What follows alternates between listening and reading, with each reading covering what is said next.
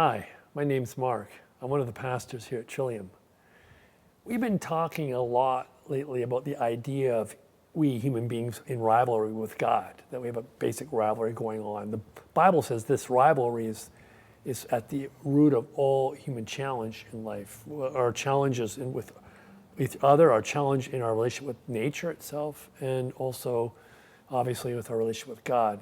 It's the source of our separation from God, and it's all accumulates in this idea of being in rivalry with God. And it starts right at the very first story in the book of Genesis, pretty much. The story of Adam and Eve. And there's Adam and Eve, and they're eating the fruit from the tree of the knowledge of good and evil, and they become rivals in that moment with God.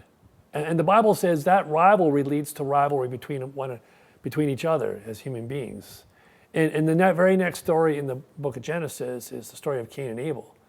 These brothers are, in the very essence, neighbors to one another. They live in total community with one another.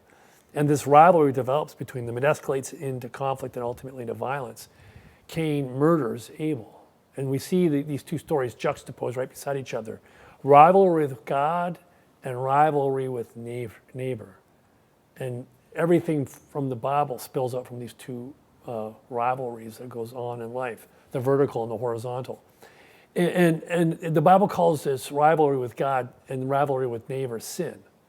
And the separation we have from God and from our neighbor is rooted in this sense of rivalry with God and our neighbor. And it's hard for us sometimes to get our heads around this idea that we're in rivalry with God. It doesn't make any sense.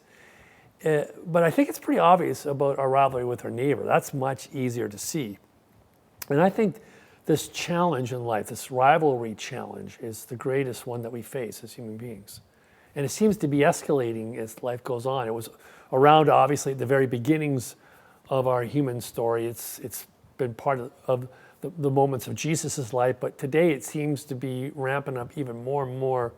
And many of the cultural taboos and boundaries that were put in place to limit rivalry between people are being deconstructed. They're disappearing, which means that we are coming into immediate competition with one another worldwide. I find slow drivers very frustrating. You may have picked that up if you've been watching some of the video over the years. And it just occurred to me recently that the source of the frustration, the conflict in myself, is the rivalry with the driver ahead of me. When they're driving too slow, we share a common goal, a common objective. And the thing is, that common objective in the moment is my desire to be in their spot.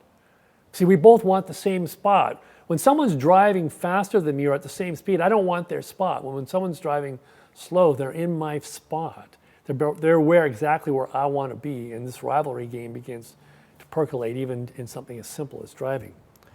When two people want the same parking spot, immediately, because they share the same goal or the same objective, the beginnings of rivalry take place. I was reading a few months ago about a Costco parking lot down in the States. These two guys were going for the same parking space. I guess it was a jammed full day. There wasn't a lot of free spaces, and these two guys must have been driving around looking for a spot, and they come to the same spot at the same moment from opposite directions. And both want in. And they drive into the spot in such a way that neither can get it. They become rivals for that same common goal. And they get out of the car. And this rivalry leads to conflict. They start yelling at each other, swearing at each other, and that escalates into violence. They start to get into a fist fight. And you're sitting there wondering, how can you get into a fist fight over something as simple as a parking spot? But the truth is, of course, we're in the rivalry game with each other all the time. I think most of those rivalry moments miss us in our observations, our awareness. The Bible says, I think, something very simple, that when there is rivalry, there is conflict. Where there is conflict, there is always rivalry in the moment. The next time you get into conflict with somebody, pay attention to that moment of rivalry that you have with them. Jesus' death is celebrated in the church as our release from rivalry, both with God and our neighbor. It's predicated on the understanding that Jesus will do everything possible to not enter a rivalry relationship with us.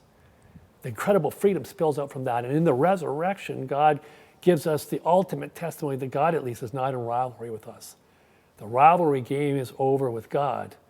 Now let's end the rivalry game with our neighbor.